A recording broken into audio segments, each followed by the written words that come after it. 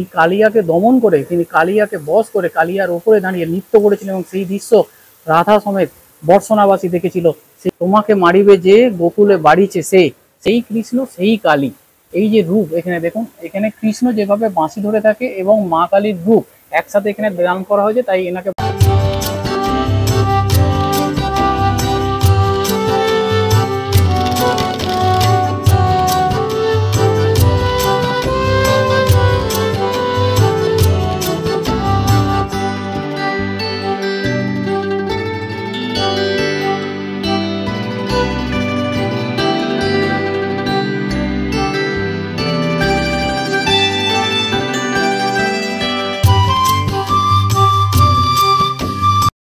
Good afternoon, welcome back to our channel in a brand new blog. আমি অভি আর আপনারা দেখছেন আমার চ্যানেল অভিদিতি ক্রিয়েশন। কেমন আছেন সবাই? কলকাতার যা অবস্থা এখন, মানে যা সিচুয়েশান চলছে, আরজিকর যে কাণ্ড, সেই কাণ্ডের নিরপেক্ষে আমরা কিন্তু খুব একটা মানসিকভাবে সুস্থ নেই। শুধু আমি কেন, আপনারা যারা এই ভিডিও দেখছেন তারা অনেকেই হয়তো তাদের দৈনন্দিন কাজ করছেন, কিন্তু কোথাও যেন মনের মধ্যে একটা কষ্ট, একটা উদ্দীপনা থেকেই যাচ্ছে যে সঠিক বিচার যেন পায়। উদ্দেশ্য যাতে অপরাধীরা কঠিন থেকে কঠিনতম শাস্তি পায়। যাই হোক, আজকের যে ভিডিওটা আমাদের সামনে নিয়ে আসবো সেটা আর কিছুই নয়, শুরু হয়ে গেছে কলকাতায় সবথেকে বড় ঝুলন উৎসব। সেই ঝুলন উৎসব কোথায় হচ্ছে? শ্রীকৃষ্ণ এবং রাধার প্রেম কাহিনী নিয়ে তৈরি হয়েছিল এই ঝুলন উৎসব। ঝুলন কথার অর্থ হলো দোলনা। তো এই ঝুলন উৎসব কলকাতায় কোথায় হচ্ছে, কিভাবে আসবেন, কতদিন চলবে, কি কি দেখার আছে, এই সমস্ত কিছু থাকছে আজকের ভিডিওতে। তাহলে চলুন ভিডিওটাকে এখান থেকে শুরু করি। আপনাদের খুব ভালো লাগবে, কারণ এই রকম বড় উৎসব কলকাতায় আর কোথাও হয় বলে আমার তো জানা নেই। তো চলুন ভিডিওটাকে শুরু করছি। দেখো, এই মুহূর্তে আমি দাঁড়িয়ে রয়েছি হচ্ছে মানিকতলা ক্রসিং, ঠিক আছে? এই যে মানিকতলা ব্লাড ব্যাংক, এদিকটা হচ্ছে শ্যামবাজার আর এদিকটা হচ্ছে ঠাকুরগাছি। ওদিক থেকে এলাম, আসার পরে এই মানিকতলা ক্রসিং থেকে জাস্ট এই দিকে যাব, অর্থাৎ যেটা হচ্ছে বিবেকানন্দ রোড। তো আমি বিবেকানন্দ রোড ধরে মিনিট 4-5 হাঁটলেই বাঁদিকে পড়বে আজকের আমাদের গন্তব্যস্থল। এই যে আমরা চলে এসেছি হচ্ছে আজকের আমাদের ডেস্টিনেশন, এই ঝুলন বাড়ির ঠিক সামনে। আর এই ঝুলন বাড়ির সামনে কিন্তু প্রত্যেক বছর এই ঝুলন উৎসব উপলক্ষে এক বিশেষ মেলার আয়োজন করা হয়। আর এখানে মেলা মানেই প্রথমেই তো খাওয়া দাওয়া থাকে, তাই না? যেখানে জিলিপি থেকে আরম্ভ করে কটকটি, জিভে গজা, খাস্তার গজা, এই সমস্ত কিছু এখানে পেয়ে যাবেন। আর এই হলো শ্রী শ্রী রাধা গোবিন্দজিউর এস্টেটের এই হচ্ছে ঝুলন বাড়ি। তো চলুন এবারে ভেতরে আপনাদের নিয়ে যাই। আর বাইরেটা কি অপূর্ব সুন্দরভাবে ময়ূর এবং হচ্ছে হাত পাখা দিয়ে সাজিয়েছে, দেখুন তো। যাই হোক, চলুন এবারে। এখন ঘড়িতে ঠিক বাজে সন্ধ্যে 6:05। মন্দিরের দরজা খুলে গেছে এবং এখানে জুতো খুলে কিন্তু ভেতরে প্রবেশ করতে হয়। আর ভেতরটা দেখুন কি মায়াবী লাগছে না? যেন মনে হচ্ছে কোনো এক স্বপ্নের জগতে আমরা এসে গেছি। আর শ্রীকৃষ্ণ এবং রাধার সেই বৃন্দাবনের কথাই ভাবুন না। বৃন্দাবন এবং শ্রীকৃষ্ণ এবং রাধা যেখানে হেঁটে বেড়ায়, নিধিবন আপনারা জানেন, যেখানে শ্রীকৃষ্ণ এবং রাধা আজও নাকি তাদের পায়ের ধ্বনি শুনতে পাওয়া যায়। যেন ছবির মতো সুন্দর এই জায়গাটা। আর ঝুলন উৎসব উপলক্ষে এখানে ঠিক সেই রকমই সাজানো হয়েছে।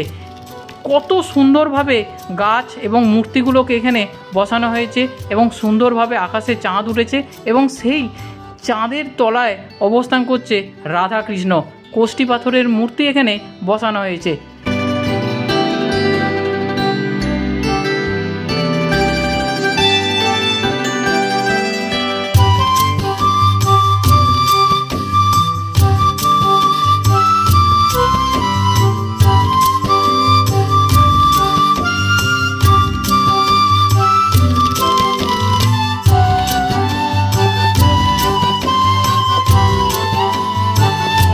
এখানে কিন্তু এই ঝুলন উপলক্ষে কিন্তু রাস্তার দুধারে এরকম একটি মেলা বসেছে এবং প্রচুর দোকানের কিন্তু সম্ভার রয়েছে। আপনাদের দেখিয়ে দিই, এখানে হচ্ছে কাপ প্লেট, অর্থাৎ যেগুলো হচ্ছে ক্রকারি আইটেম, সেগুলো এখানে পাওয়া যাচ্ছে। এখানে আচারের দোকান রয়েছে।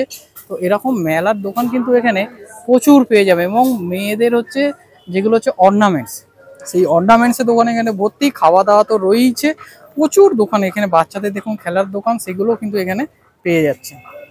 ওই রাস্তা দিয়ে 1 থেকে 2 মিনিট হেঁটে আসলেই পড়বে আরও একটি সুবিশাল মন্দির। তো চলুন এবারে এই মন্দিরের ভেতরে নিয়ে যাই আর আজকের মূল আকর্ষণ এই ঝুলন বাড়ির আপনাদের সামনে তুলে ধরি।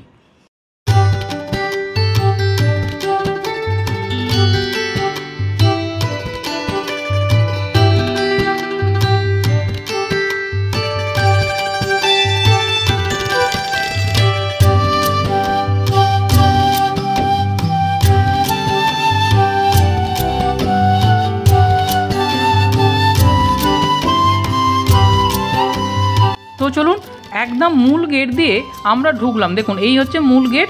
ঢুকেই দেখতে পাবেন প্রথমেই হচ্ছে এখানে শ্রীকৃষ্ণ সেই নৌকা বিলাস এখানে দেখানো হয়েছে, যেখানে শ্রীকৃষ্ণ এবং রাধা এখানে নৌকার ওপর অবস্থান করছে এবং তার পাশে রয়েছে তার সখীরা, আর তার পাশেই রয়েছে বকাসুর বধ।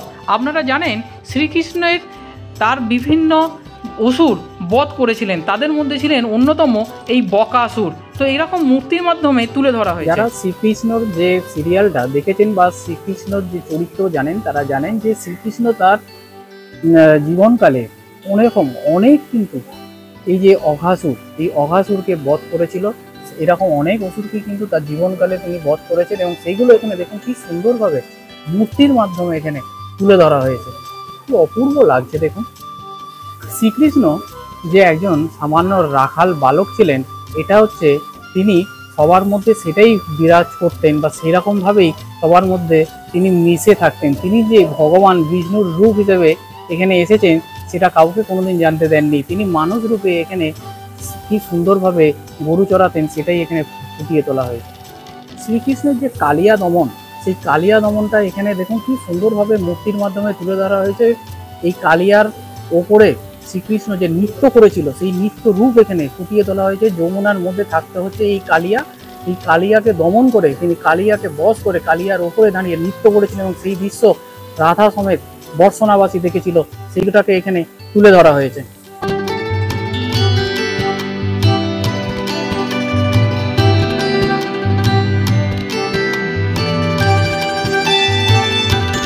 শ্রীকৃষ্ণ সেই পুতনা বধ, সেই পুতনা রাক্ষসীকে বুকে তিনি বসে তার যে স্তন পান করেছিলেন এবং স্তনের যে দংশন করেছিলেন সেটাকে এখানে তুলে ধরা হয়েছে এবং এটা বাল্যকালেই কিন্তু শ্রীকৃষ্ণ এই পুতনাকে বধ করেছিল, সেটাও এখানে তুলে ধরা হয়েছে। শ্রীকৃষ্ণের জন্মর পর যখন বাসুদেব তাকে নিয়ে যমুনা পেরোচ্ছিলেন সেই দৃশ্য এখানে দেখতে পাচ্ছেন। এই যে যমুনা পেরোচ্ছেন বাসুদেব, কারণ হচ্ছে কথাতেই আছে কংসকে যিনি বধ করেছিলেন এবং বলা হয় তোমাকে মারিবে যে গোকুলে বাড়িছে সে, সেই দৃশ্য এখানে আপনারা দেখতে পাচ্ছেন। আর এই হলো মূল মন্দির, সে তো শুভ্র মন্দির, আর যার 3টে গর্ভগৃহ, চূড়াটা আপনাদের দেখালাম, ঠিক ওভাল শেপের চূড়া রয়েছে আর সামনে রয়েছে 2টো হস্তি শাবক। তো চলুন এবারে মূল গর্ভগৃহের ভেতরে আপনাদের নিয়ে যাই আর পুরো মন্দিরটা আপনাদের দর্শন করাই। ঝুলন উপলক্ষে এখানে খুব সুন্দরভাবে ফুল দিয়ে সাজানো হয়েছে আর মধ্যমণি হয়ে বসে রয়েছেন এখানে দেখুন সেই রাধা কৃষ্ণের মূর্তি। রাধা ছাড়া কৃষ্ণের অবস্থান তো পূর্ণ নয়, তাই না? তো এখানে শ্রীকৃষ্ণ এবং রাধাকে যা কিছু সাজ পরানো হয়েছে সবই কিন্তু সোনার। আর এই যে দেখুন রাধা এবং শ্রীকৃষ্ণ কি সুন্দর লাগছে, শ্রীকৃষ্ণর মাথায় সোনার মুকুট পরিয়ে দিলেন। আর এখানে আপনাদের যে বলেছিলাম 3খানা গর্ভগৃহ, তো প্রথম গর্ভগৃহ তো আপনাদের দেখালাম, রাধা কৃষ্ণ অবস্থান করছে এবং তার ঠিক ডান পাশে আরও একটি গর্ভগৃহ যেখানে ছোট্ট গোপাল অবস্থান করছে। কি অপূর্ব সুন্দর লাগছে।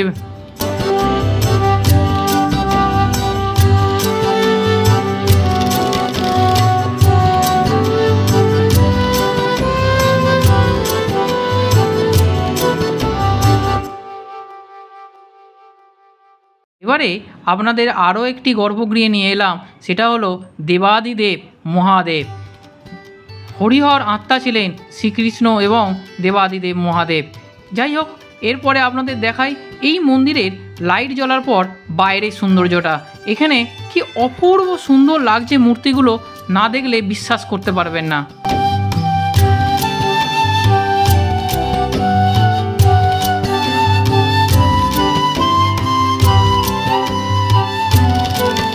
মন্দিরের অপর প্রান্তের দেয়ালে তুলে ধরা হয়েছে দ্রৌপদীর সেই বস্ত্রহরণের দৃশ্য। এখানে মহাভারতের বিভিন্ন কাহিনী কিন্তু এখানে তুলে ধরা হয়েছে এবং এগুলো সবই কিন্তু মূর্তির মাধ্যমে, এটা ঝুলন উপলক্ষে কিন্তু তৈরি করা হয়েছে। কি অপূর্ব সুন্দর লাগছে দেখুন। মানে যে জানে না এই কাব্যগুলো তারাও কিন্তু এখানে আসলে খুব ভালো লাগবে।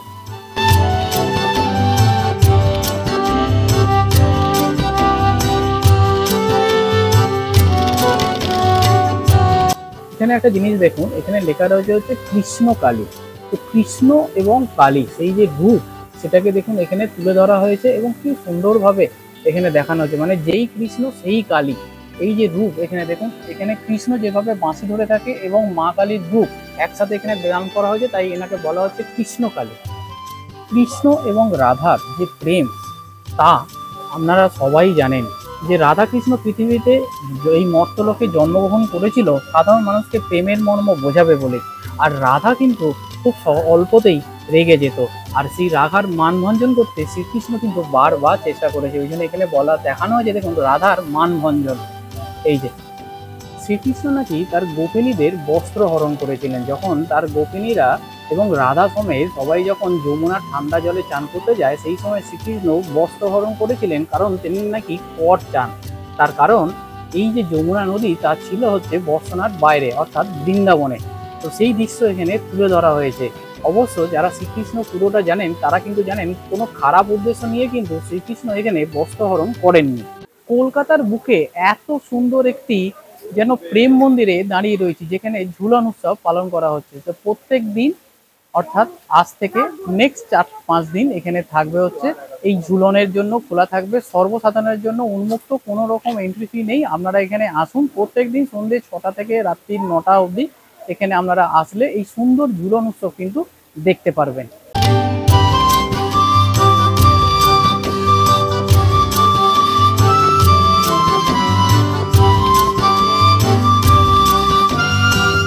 তাহলে কলকাতার বুকে এইরকম ঝুলন উৎসব তোমরা এর আগে এসেছিলে কিনা অবশ্যই কমেন্ট বক্সে কমেন্ট করে জানিও। আর যদি কলকাতার বাইরে বা কলকাতা আর কোথাও এরকম হয়ে থাকে অবশ্যই কিন্তু কমেন্ট করে জানিও, তাহলে আমিও সেখানে পৌঁছে যাব আজকের এই ভিডিও বানাতে। তো যাই হোক, যদি ভালো লেগে থাকে একটুও, তাহলে অবশ্যই চ্যানেলটাকে সাবস্ক্রাইব করে পাশে থেকো। দেখা হচ্ছে খুব তাড়াতাড়ি নতুন একটা ভিডিওতে, ততক্ষণের জন্য টাটা, সবাই খুব ভালো থেকো।